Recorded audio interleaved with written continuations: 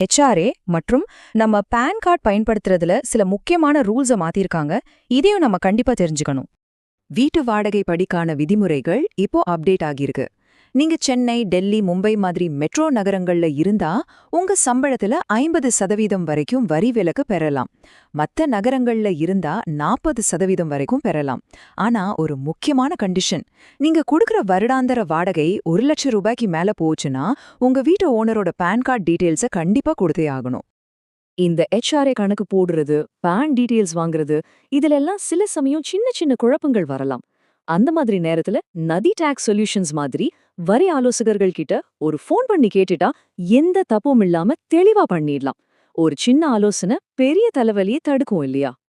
PAN card விஷயத்துல இன்னும் கொஞ்சம் ஸ்ட்ரிக்ட் ஆகிட்டாங்க. இப்போ பேங்க்ல 10 லட்சம் ரூபாய்க்கு மேல பணம் போட்டாலும் சரி, எடுத்தாலும் சரி, பான் கார்டு மஸ்ட். அதே மாதிரி ஹோட்டல் பில்லோ இல்ல ஏதாவது ஃபங்க்ஷன் செலவோ 1,00,000 ரூபாய்க்கு மேல போச்சுன்னா அங்கேயே பான் கேட்டுருவாங்க. முன்னாடி இந்த லிமிட் வெறும் 50,000 தான் இருந்துச்சு. அரசாங்கம் பண பரிவர்த்தனைகளை இன்னும் வெளிப்படையாக்க நினைக்குது.